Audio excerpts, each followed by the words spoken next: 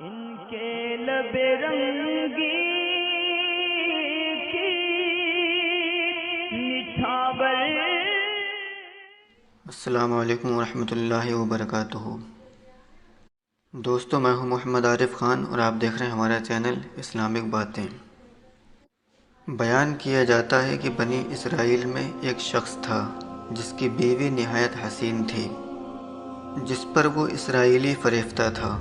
چنانچہ جب اس عورت کا انتقال ہو گیا تو اس اسرائیلی کو بڑا رنج ہوا اور ایک مدت تک وہ اس عورت کی قبر پر بیٹھا روتا رہا۔ اتفاقاً حضرت عیسیٰ علیہ السلام کا ادھر سے گزر ہوا تو انہوں نے اس اسرائیلی کو پریشان حال دیکھ کر اس کا سبب معلوم کیا۔ جب اسرائیلی نے اپنا واقعہ بیان کیا تو حضرت عیسیٰ علیہ السلام نے دریافت فرمایا، کیا تو چاہتا ہے کہ میں اس کو تیرے لیے زندہ کر دوں؟ اس نے عرض کیا کہ ہاں حضور، میں یہی چاہتا ہوں۔ چنانچہ جب حضرت عیسیٰ علیہ السلام نے اس قبر کے مردے کو آواز دی تو قبر سے ایک حبشی غلام جس کے ناک کے نتنوں، آنکھوں اور جسم کے دوسرے سوراخوں سے آگ کی لپٹیں اٹھ رہی تھیں، وہ حضرت عیسیٰ علیہ السلام کو دیکھتے ہی غلام نے کلمہ پڑھا کہ لا الہ الا اللہ عیسیٰ روح اللہ۔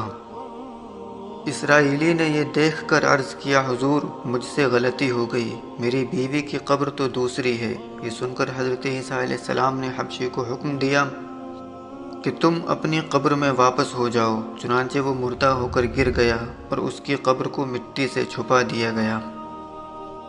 پھر حضرت عیسیٰ علیہ السلام نے اس دوسری قبر کی جانب توجہ فرمائی اور حکم دیا کہ اے صاحب قبر، اللہ کے حکم سے زندہ ہو جا۔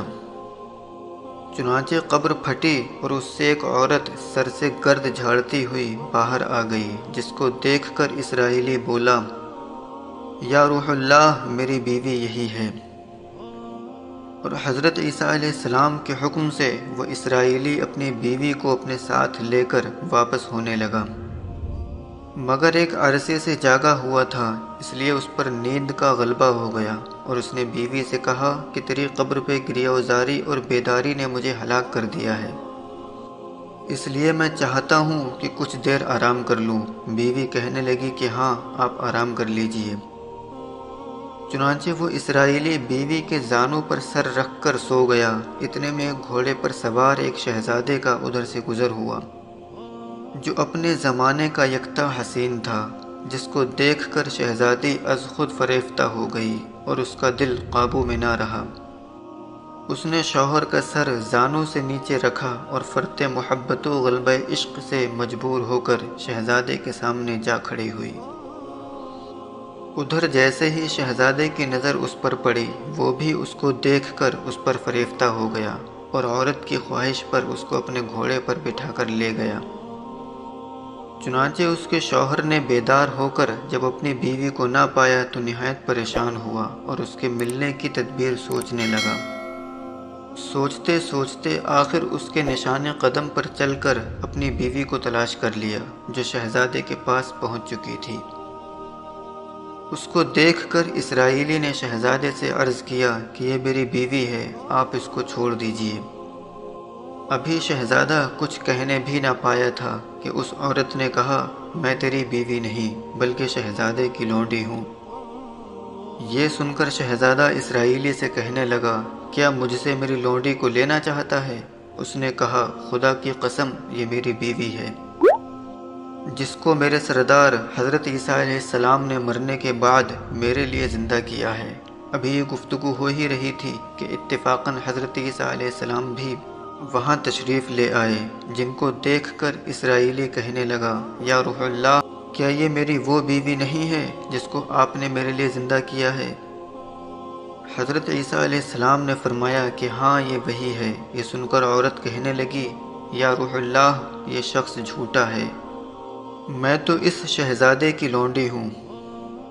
حضرت عیسیٰ علیہ السلام نے فرمایا، کیا تو وہ عورت نہیں جس کو میں نے اللہ کے حکم سے زندہ کیا ہے؟ عورت نے کہا، یا روح اللہ، بخدا میں وہ نہیں ہوں۔ اس کے بعد حضرت عیسیٰ علیہ السلام نے فرمایا، جو جان خدا کے حکم سے میں نے تجھے دی ہے، اس کو واپس کر دے۔ یہ سنتے ہی وہ عورت پھر مردہ ہو کر گر پڑی۔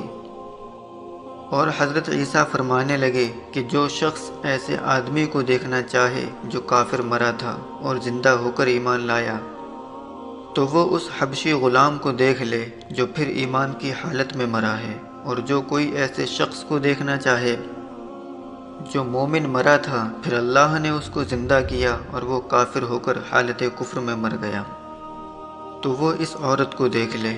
اس واقعے کو دیکھ کر اسرائیلی نے قسم کھائی کہ اب کبھی نکاح نہ کروں گا، اور میدانوں کی طرف نکل گیا جہاں اللہ تعالیٰ کی عبادت میں مصروف رہ کر اسے موت آ گئی۔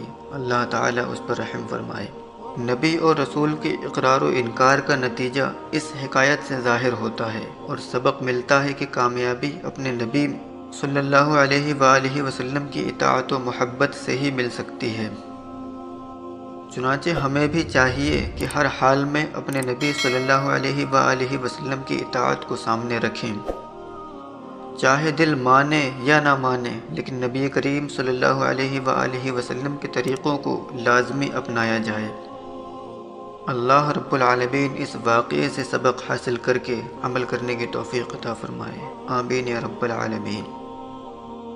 دوستو، ایسے مزید اور دینی سبق آموز واقعات سننے کے لیے اور رسول پاک صلی اللہ علیہ وآلہ وسلم کی احکامات اور بزرگان دین کے اقوال سننے کے لیے میرے چینل کو سبسکرائب کریں اور پاس ہی بنے بیل آئیکن کو پریس کریں تاکہ میں جب بھی ویڈیو اپلوڈ کروں آپ لوگوں تک اس کا نوٹیفیکیشن پہنچ جائے۔